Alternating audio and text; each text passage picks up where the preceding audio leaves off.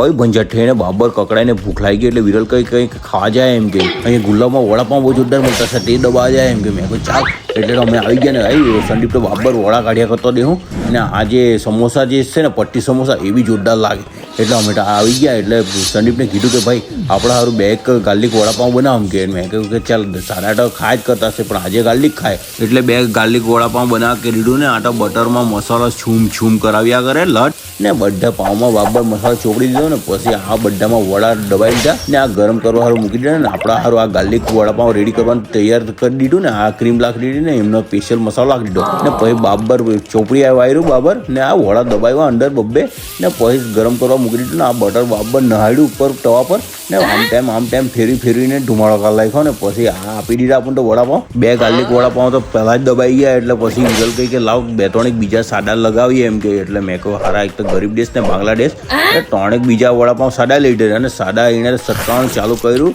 ને એક ખાટો બે ખાટો એટલે મને કહે કે ભાઈ તું બી નહાડજે એમ કે મેં કહું લઈ લીધો મેં બી ફટાફટ ને ખાવાનું ચાલુ કરી દીધું ને જબરજસ્ત ટેસ્ટ લાગ્યો ને મજા આવી ગઈ ખાવાની અમને તો બે ગાર્લિક વડાપાઉં નહાડ્યા ને 4 સાદા વડાપાઉં નહાડ્યા ને ખરેખર જબરજસ્ત ટેસ્ટ લાગ્યો ને મજા આવી ગઈ સાઈ બટર વડાપાઉં એટલે જબરજસ્ત તમે જો વડાપાઉં ખાવાના હોય તો આવી જ જજો સાઈ બટર વડાપાઉં ખાવાનું ને તમને આ વિડીયો ગમ્યો તો લાઈક ને ફોલો જરૂર કરજો આપણા વિડીયોને